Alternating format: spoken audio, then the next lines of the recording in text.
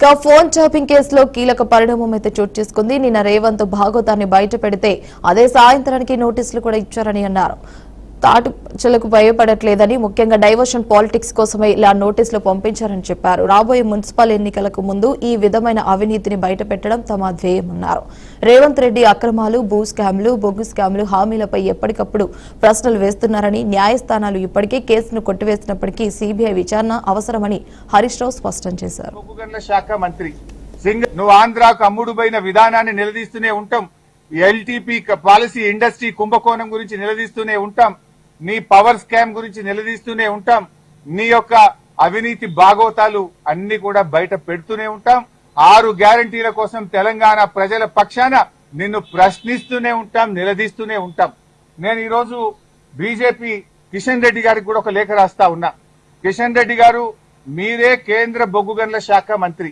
సింగరేణిలో 49% కేంద్ర ప్రభుత్వానికి వాటా ఉంది. సింగరేణిలో జరిగిన అవినీతి కుంభకోణాల గురించి నిన్న మీడియా సాక్షిగా బయటపెట్టినా. ఈ రోజు నీకు కూడా లెటర్ రాస్తా ఉన్నా.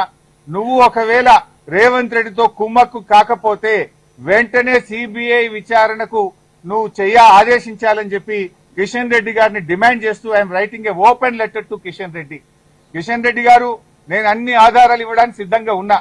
రేవంత్ రెడ్డి బావుమరిదే ఈ యొక్క కుంభకోణాన్ని ఎట్లా నడిపాడు, ఎట్లా ఈ టెండర్లన్నీ రింగు చేశాడు, మరి కోల్ ఇండియాలో గాని అదేవిధంగా వెస్టర్న్ కోల్ ఫీల్డ్స్ లో గాని గతంలో సింగరేణిలో గాని ఎప్పుడైనా -10 నుంచి -20 టెండర్లు పోతుండే.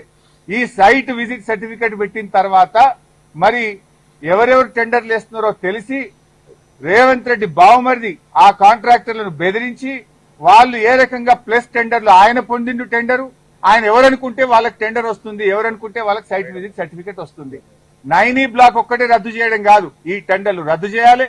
దీని మీద సిబిఐ విచారణ జరపాలని నేను నిన్న డిమాండ్ చేసిన. ఇలా వ్రాతపూర్వకంగా కూడా కిషన్ రెడ్డి గారికి I'm writing A open letter. దీని మీద వెంటనే బీజేపీ స్పందించాలని, నిజానిజాలు బయటకు తీయాలని, ఈ దొంగల్ని అరెస్ట్ చేయాలని, ఈ అవినీతి సొమ్మును కక్కించాలని, ఈ రాష్ట్రానికి సింగరేణి కార్మికులకు జరుగుతున్న నష్టాన్ని. రైట్, ఇక బులెటిన్ లో మరో బ్రేకింగ్ న్యూస్ చూస్తున్నాం. కాంగ్రెస్ అగ్రనేత రాహుల్ గాంధీ నేడు విశాఖపట్నానికి రానున్నారు. నేడు రేపు విశాఖలో పార్లమెంటరీ స్టాండింగ్ కమిటీ పర్యటన జరుగుతుంది. ఎంపీ రాధామోహన్ సింగ్ అధ్యక్షతన 9 మందితో కూడిన ఈ స్టాండింగ్ కమిటీ పర్యటనలో పాల్గొనుంది. ఈ కమిటీలో ముఖ్యంగా సభ్యులుగా రాహుల్ గాంధీ, జగదీప్ షెట్టర్, మహమ్మద్ హనీఫా ఉన్నారు. ఈ కమిటీ ఆదివారం రాత్రి బెంగళూరు చేరుకోగా అక్కడి నుంచి విశాఖకు వచ్చింది.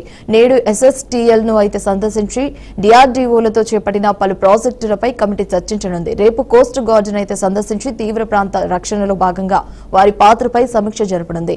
ఇది ఇలా ఉండగా రాహుల్ గాంధీ ఏపీలో పర్యటించి చాలా కాలం గడిచింది. గతంలో భారత్ జోడో యాత్ర సందర్భంగా అనంతపురం, కర్నూలు జిల్లాలో ఆయన పాదయాత్ర చేశారు. ఆ తర్వాత ఆయన ఏపీలో పెద్దగా పర్యటించలేదు. ఈ పర్యటన సందర్భంగా ఏపీ కాంగ్రెస్ నేతలను కూడా రాహుల్ గాంధీ కలవనున్నట్టు సమాచారం. రాష్ట్రంలో పార్టీ పరిస్థితిపై చర్చించే అవకాశం కూడా ఉన్నట్లు తెలుస్తోంది.